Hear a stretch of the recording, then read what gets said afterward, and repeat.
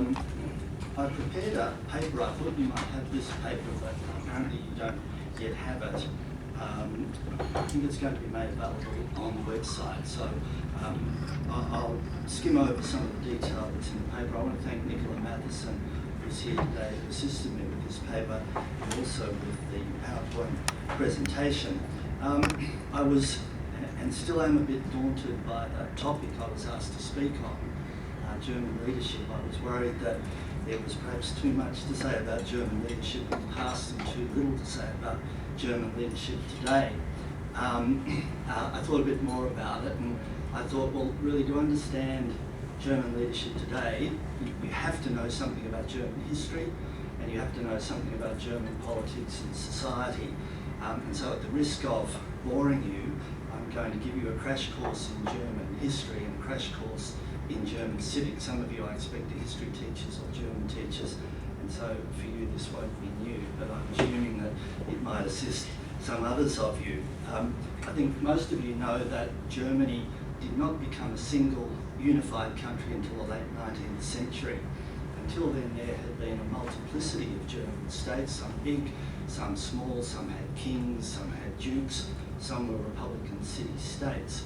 They were loosely associated in the Holy Roman Empire that some of you might remember from school days, which, as Voltaire said, was neither holy nor Roman nor an empire.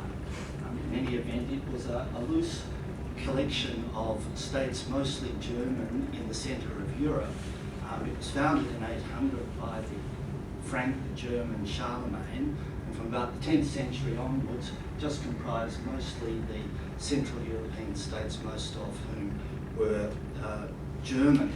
There's a very interesting article in The Economist, if any of you read The Economist magazine, just before Christmas, which talked about the Holy Roman Empire and drew some interesting parallels between the way the Holy Roman Empire operated and the way that the European Union today operates, and put forward the proposition that one reason why the Holy Roman Empire, perhaps the key reason why it didn't develop into a single united state, was its failure to levy taxes and become a transfer union. Egon, a moment ago, talked about whether or not the European Union itself would become a transfer union.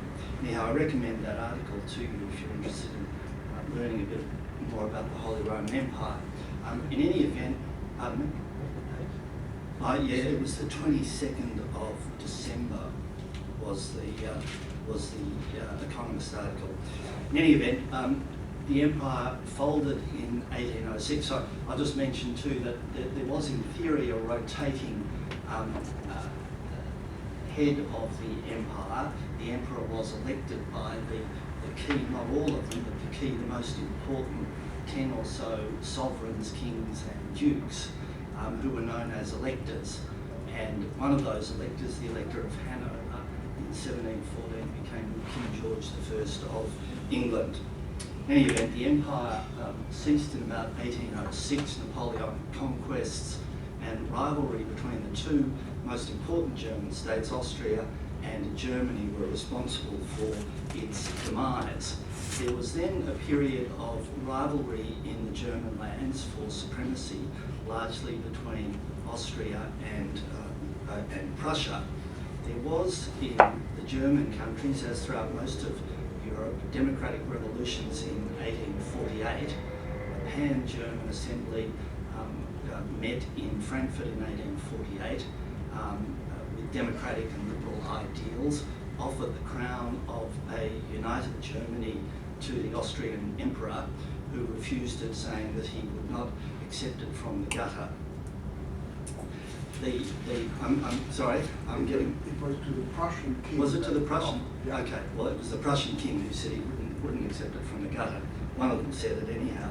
And in any event, the rivalry between Prussia and Austria resulted in war in 1866, in which Prussia prevailed.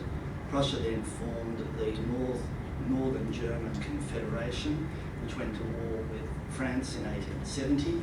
And after that, the German Empire was founded with the Prussian king as the German Emperor or Kaiser.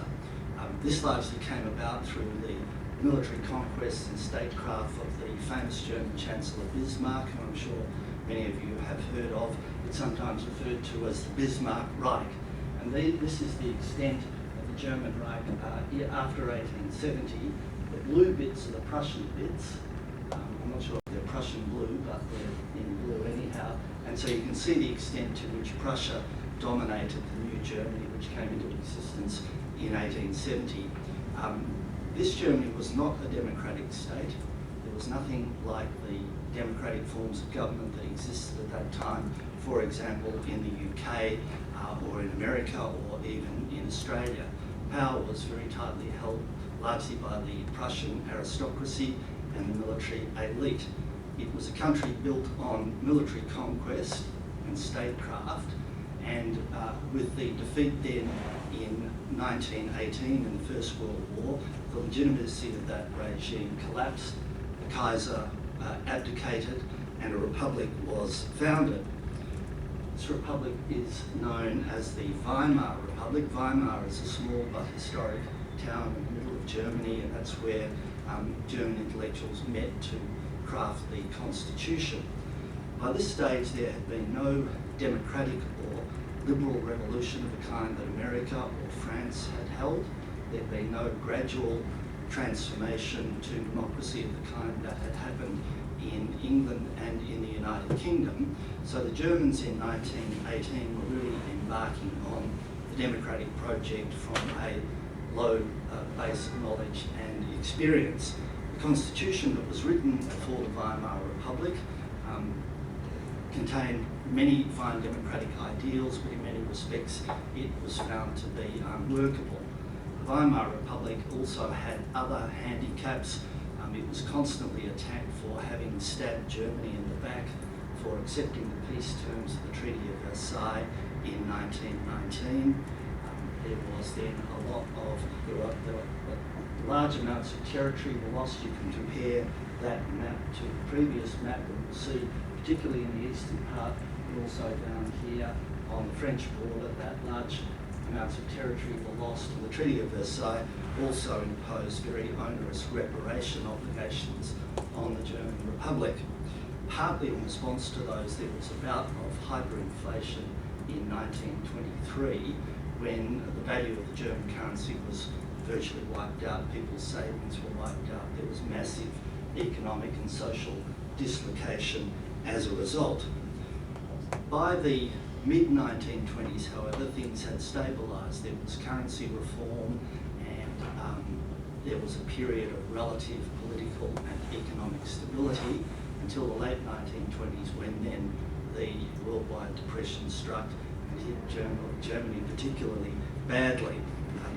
It was not surprising that in these circumstances, particularly given the relative lack of experience in Germany with democracy, it was not surprising that an authoritarian form of government should emerge in that period. Perhaps it was also not surprising that a stabilised and resurgent Germany would again challenge for supremacy in Europe. But I'm sure nobody foresaw the horrors that then followed in the Nazi regime and the Second World War. In 1945, as you all well know, Germany was defeated. It was ruined. It was literally a country in ruins. It was occupied and it was shamed. But for the Cold War, it's likely that the victorious powers in 1945 would have dismembered Germany and returned it to the pre-1870 regime of a multiplicity of smaller German states. However, the Cold War dictated a policy for the victorious Western powers to create an economically strong and rearmed Germany in the middle of Europe to challenge, or at least to stand on the front line against the Soviet bloc in Eastern Europe. And so the division of Germany arose with a Soviet-controlled part to the east, what became the German Democratic Republic in 1949, and the three Western zones, the three zones that had been occupied by the three Western powers, formed the Federal Republic of Germany shortly afterwards in 1949. The Federal Republic was a staunch Cold Warrior. It was very firmly committed to the Atlantic Alliance, opposed to the Warsaw Pact, and it refused to recognise the legitimacy of the German Democratic Republic in the East. In the late 1960s, Nixon and Kissinger in the United States introduced the policies of détente, a softening of attitudes towards the communist world, and this opened the door for the so-called Ostpolitik of Chancellor Willy Brandt, the first social democratic chancellor in the Federal Republic. Eventually then there was a breakup, as we all know, of Soviet control of Eastern Europe in the 1980s, and that led then to the reunification of Germany in 1995. This happened by the admission of 5 new states in the East, counting 1, 2, 3, 4, 5, into the Federal Republic of Germany, and a continuance of the existence of the political entity, the Federal Republic of Germany, which had first been created in 1949. Reunified Germany has remained a member of the Western Alliance. It remains pro-Europe and pro-the-Atlantic Alliance. So that's a little bit just about German history. I'll now just talk a little bit about constitutional arrangements in Germany. Egon has spoken a bit about them, but there are a number of remarkable similarities with Australia. Our histories differ markedly, but there are a number of similarities between the constitutional arrangements in Germany today and in Australia. Both countries are federations. In Germany there are 16 federal states. They're sometimes called Länder. State governments, as in Australia, are powerful. They control many government services, such as the police force.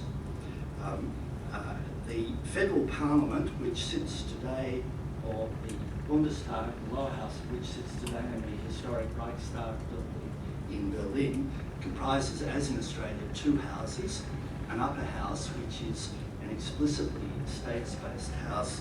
In Germany, it's called the Bundesrat. It is comprised of members who are appointed by state governments. It's not elected like the Senate here or the United States, but the members of the Bundesrat are appointed directly by the state governments. You can't refuse supply to a government formed in the lower house or dismiss a government in the lower house, and it only has competence in areas that affect the states as states. The Bundestag is like our House of Representatives and sits here in the Reichstag. It's comprised, half the members of the Bundestag are elected in the same way that we elect our lower houses, by electing people in single-member constituencies. The other half are appointed or are elected from lists put forward by the parties to balance out the numbers in the lower house, so that the number of representatives in that house approximately or close to equates the percentage of votes that you get overall. People sometimes complain, for example, that, say, the Greens win 10% of the vote nationally, but in the House of Representatives they only have 1 out of 150 seats. In the German system, the Greens would get about 15 seats because they would be given about 10%. That any seats that they didn't win single-member district seats, that would be compensated in that way. This is subject to a hurdle that you have to get over 5% of the vote. This was to overcome one of the problems of the Weimar Republic, which meant that there were a whole lot of very small parties that made government unstable, difficult to form coalitions. It does, however, mean that smaller parties, not very small parties, but smaller parties, are represented in the lower house where government is formed, so that coalition governments are the norm in Germany. In fact, every government in the history of the Federal Republic has been a coalition government, and not just coalitions of like-minded parties. There's a long-standing arrangement between the Christian Democratic Union and the Christian Social Union, which is based in Bavaria, a bit like our arrangement between the Liberal Party and the National Party. They will always form a coalition government. But Coalitions in Germany are wider than that, and you get coalitions of conservatives and liberals, social democrats and liberals, social democrats and Greens, and even on a couple of occasions at the federal level and on other occasions in different states, you get coalitions between social democrats and conservatives. That's like coalition government in Australia between the Liberal Party and the Labor Party. That's something that in Australia, in our system, would be inconceivable, but has happened at least twice at the federal level in Germany and on other occasions at the state level. The government, as in Australia, is formed by a majority, whoever holds a majority in the lower house, in the Bundestag, and the current federal chancellor, you probably know from the CDU, the Christian Democratic Union, the major conservative party is Angela Merkel. The parties there have rough counterparts in Australia, the CDU, the CSU, like our Liberal and National parties. There is a small centrist, small L Liberal party called the Free Democrats, who are currently in coalition with the CDU and CSU. There is the Social Democratic Party, which is very similar to our Labor Party. There are then, of course, the Greens. I'll say a little bit more about the Greens in a moment. And there's another small left-wing party called the Left Party, whose support mainly comes from former communists in the East and other people who have become disenchanted with the Social Democrat Party. Unlike Australia, Germany is a republic. Germany has a federal president who is elected by a federal assembly which comprises parliamentarians, both federal and state. The office is not directly elected, it's a form of indirect election, and the current federal president is Joachim Gauck. Let me just talk about some themes in contemporary German society. And this is where distinctions with Australia would become more stark. One of the biggest themes in post-war German society has been, there's a good German word for it, Vergangenheitsbewältigung. That means coming to terms with the past. Vergangenheit, the past, Bewältigung, coming to terms with it. Germany, as you can imagine, has been the subject of very long-standing, fervent debate about how it deals with its past. How do you reconcile the tradition of Goethe, of Luther, of Beethoven with the realities of the Nazi regime, the final solution, and Auschwitz? And Germans, great and small, have long wrestled with those questions. This has given rise to what's known as the Historikerstreit, which means the row, the historians' row about the question about whether Germans are indeed entitled to take pride in their historical achievements, whether they are entitled to celebrate the good or whether the bad has been so overwhelming as to deny them of any right to do that. There is also a question about whether Germany can ever regard itself as a normal country. This has been a big question of debate too, and the German left-wing intellectual Jürgen Habermas has said that Germany can never regard itself as a normal country because of the lack of continuity in its past tradition created by the experience of the Nazi regime, in particular by what we know happened in Auschwitz and places like that. Indeed, there is a respect in which you just can never regard Germany, if you like, as a normal country. If we take Australia, think of Australia as a normal country, as most of us here like to do. You can go to Parliament House. I think it's in the new Parliament House somewhere. Some years ago I remember seeing it in the old Parliament House, and you can see one of the three original versions of the Magna Carta, that great instrument from 12th century England. We in Australia, we like to think of ourselves as a new country. We like to think of a country like Germany as an old country. And In fact, the Commonwealth of Australia is much older than the Federal Republic of Germany. Our democracy is of much longer standing than their democracy.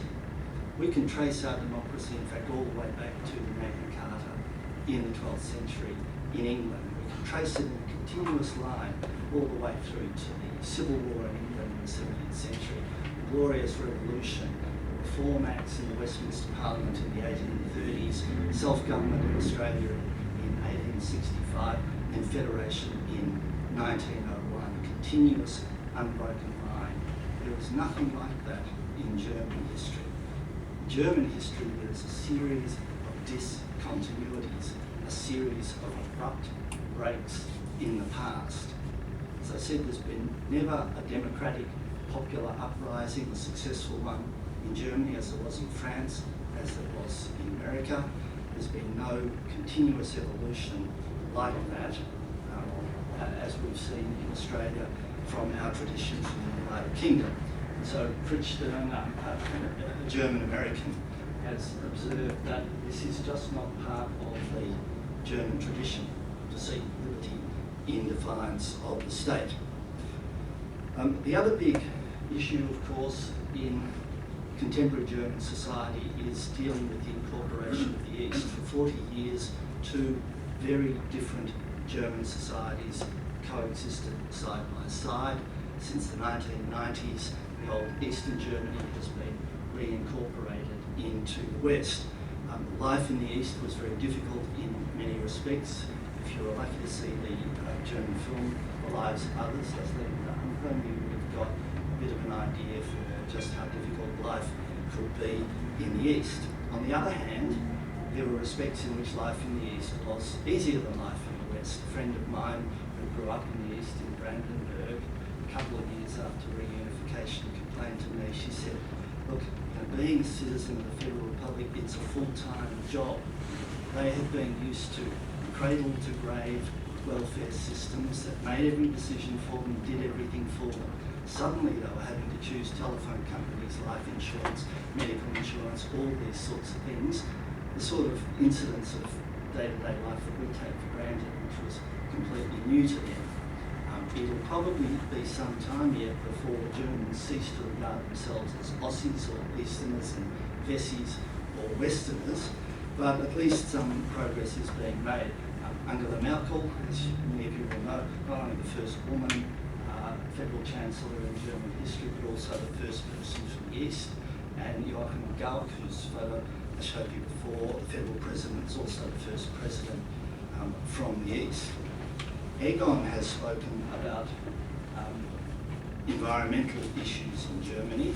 I won't repeat what he said, but green politics in Germany is mainstream. It's not a fringe movement as it still tends to be in Australia. You probably know the history of the Greens Party. The first mobilised environmental political movement was the Greens in Germany. It's been emulated all around the world, including here in Australia. And green politics, environmental politics, is mainstream in Germany. There is no climate change debate in Germany. There's a price on carbon in Germany through participation in the European carbon trading scheme. And the Germans, as Egon has illustrated, are often aghast at our lack of recycling and our other lack of general sensitivity to environmental policies. If you travel through Germany, some of you might have done that, the horizon in every direction is dotted by wind turbines. It takes you about 5 years to get a wind turbine project up in Australia. You've got all sorts of obstacles to overcome. Germany is completely covered in wind turbines. Next big issue in contemporary Germany is immigration and multiculturalism. I lived in Germany 25 years ago, and until quite recently it was an article of faith among Germans right across the political and social spectrum that Deutschland ist kein Einwanderungsland. Germany is not an immigration country. Everyone believed that. When Germany needed labour for its factories in the 50s and 60s, as we in Australia did, they didn't introduce a migration program as we did. They introduced a Gastarbeiter program, a guest worker program.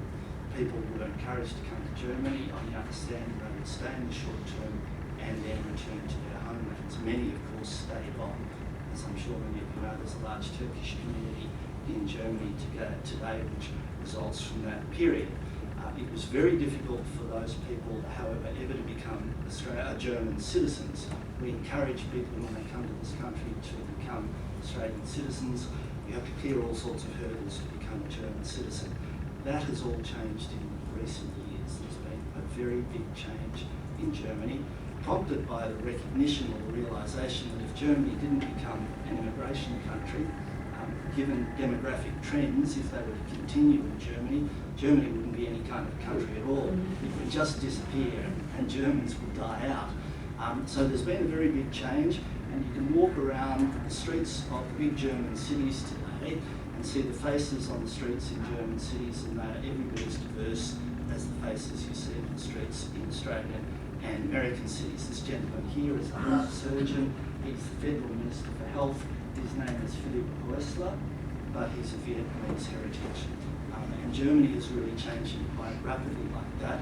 It's certainly not gone as far down a multicultural path as we have done, and there's still a raging debate in Germany about the extent to which Germany should be a multicultural country, but things have changed dramatically in that regard. So, that's, excuse me for the long-winded preamble, the long-winded introduction, but that's the setting in which there are 7 things I want to say about German leadership today.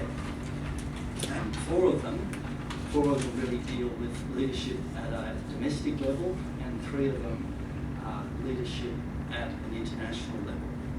And the first is this, that in domestic affairs, the consensus-style leadership is the norm in Germany. This is partly because of the institutional arrangements that mean that there must be broad coalitions covering a number of ideological, or covering a large part of the spectrum ideologically to get a government. I think it partly reflects the recognition that was caused by the damage from the deep divisions in politics and society in the Weimar period. But I think too that there is possibly an underlying cultural bias towards consensus-style politics. It's not well known, but the first welfare state in the world was Bismarck's Prussia. Bismarck in Prussia did almost simultaneously ban the Social Democratic Party and at the same time introduced widespread welfare reforms. The first welfare state in the world was in Prussia. Unemployment benefits, sickness benefits, many of the incidents that we take for granted in the modern social welfare state were introduced by Bismarck in that undemocratic authoritarian state. This preference for consensus-style leadership does have its limitations. Germany was very slow in the Western world to embark on the micro and macroeconomic reforms that most countries, including Australia, embarked on in the 1980s and 1990s. Some people would say that Germany has still not gone far enough in relation to those reforms, and the tensions that those reforms caused were one of the big factors that led to the downfall of the Schröder Green Coalition government in the early part of the 2000s. Secondly, second proposition, which is really related to the first, is that there is a suspicion of charismatic leaders in Germany. Charismatic leadership is not prized or valued. You could not say really by any stretch that any of the federal chancellors has been a charismatic leader. Probably the most charismatic were Brandt and Schröder. Neither of them won more than 2 elections. Neither of them was able to form and fashion and lead a long-term government. Arguably the most charismatic figure in post-war German politics, the Bavarian Franz Josef Strauss, never became Chancellor. Tried very hard, but never became Chancellor. The best known, the longest serving and most successful German leaders in the immediate post-war period are Konrad Adenauer, who was Chancellor for 14 years, presided over the so-called Wirtschaftswunder, or economic miracle, restored Germany to a respectable place in world affairs. A relatively dour and colourless character, unlikely to have appealed to voters in a country like Australia and in many other countries. Helmut Kohl on the right outlasted even Adenauer, was the Chancellor for 16 years. Early in his chancellorship, mercilessly lampooned as a bumbler, but went on to create the record 16 years, acted swiftly and decisively in the late 1980s when the opportunity presented itself to reunify Germany. The other factor that characterises leadership in Germany today, and this is perhaps a crossover between domestic and international politics, is very strict adherence to strict monetary policies. Many people attribute that to the experience in 1923 of the hyperinflation. There's never been an experience in Australia like that, and it's difficult really to gauge just how destabilising that was, particularly for Germans. The Swedish filmmaker Ingmar Bergman made a film set in Germany in the 1920s called The Serpent's Egg. I don't know if any of you have seen it, but there was a scene there where one of the main characters, a doctor, said, yesterday my mother went to the train station and there were no trains. This morning she went to the station and not only were there no trains, there were no timetables. So can you imagine that? A Germany without timetables. Now we in Australia think it's a bonus if a train even arrives on time, but the kind of social, economic and political dislocation that was caused in that time casts a very long shadow on German politics, and has always meant that Germans, as far as possible, adhere to very strict monetary policies and will do nothing to undervalue or to undermine the value of their currency. Germans were very reluctant to give up the Deutschmark in favour of the euro, and it was German insistence that there be very strict policies imposed on all members of the eurozone. Ironically, it was the Germans who first breached those because of the costs of reunification in the early 1990s ended up blowing up the German budget, but they of course returned very quickly to that. I think tomorrow you'll be talking about Germany's role in the euro crisis at the moment, and so I won't say anything more about that. These matters I'm sure will be fully canvassed tomorrow. The fourth thing that I would say is this, and many of these things I think are interrelated, but there's a very high level of civility in the conduct of politics in Germany. Germans come to Australia, they're not only aghast at our failure to recycle things properly, but they watch a bit of Question Time from the House of Representatives on TV and they wonder where they are. German politics is not marked by that kind of extremely robust debate, which is a feature, of course, of politics here, as we know only too well. Now, there may be different reasons for that. It may be that Germans are just naturally civil people.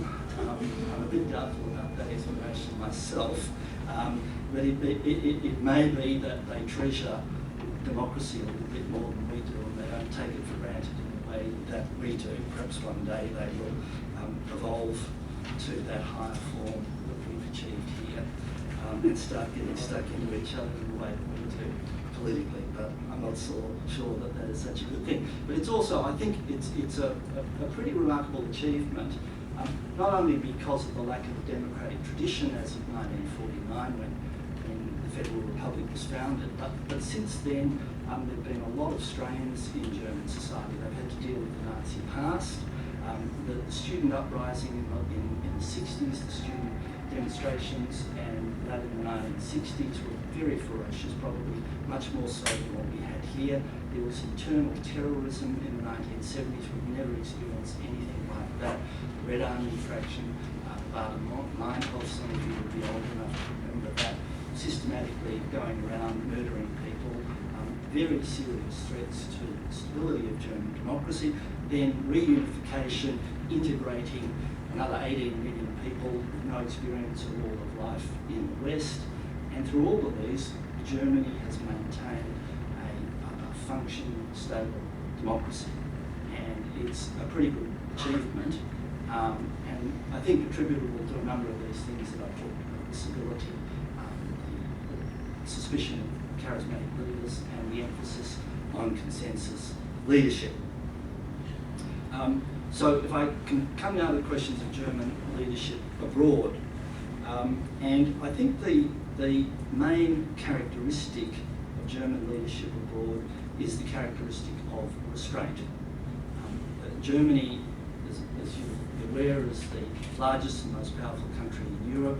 It's the fourth biggest economy in the world. It's the largest exporting country in the world, but it does not seek to exercise leadership, power and influence in the world that is in any way commensurate with that status. This may have been explained, or part of it, by Johannes Pearce, another German intellectual, when he, interestingly enough, we all know the word Realpolitik, a German word meaning the politics of pure pragmatism.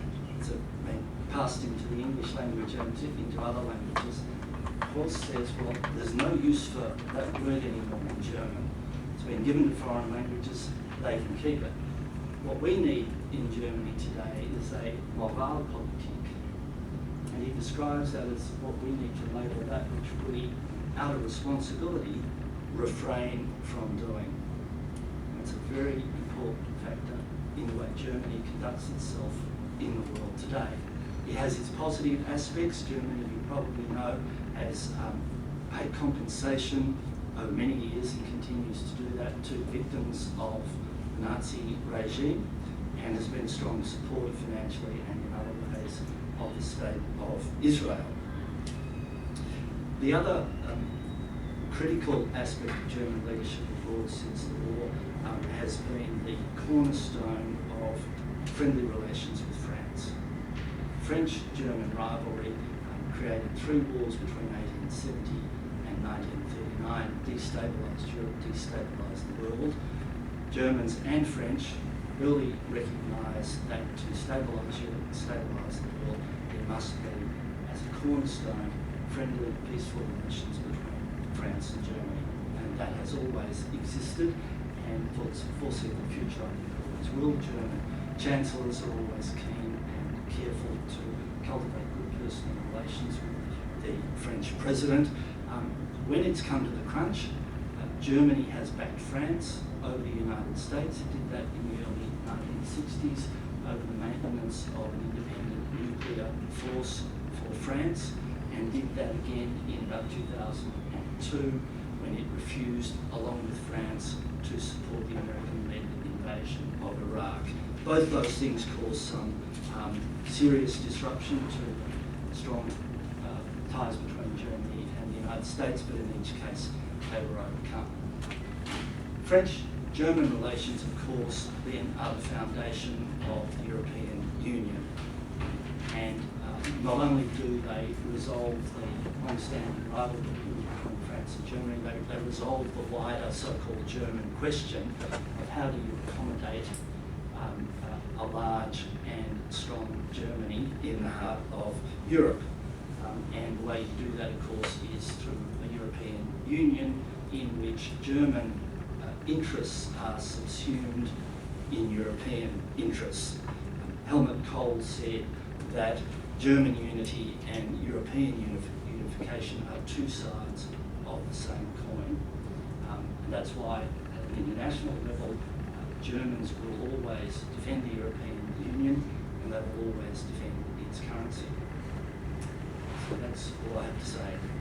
I'm happy to answer any questions, and the other presenters might like to do so as well. Terrific.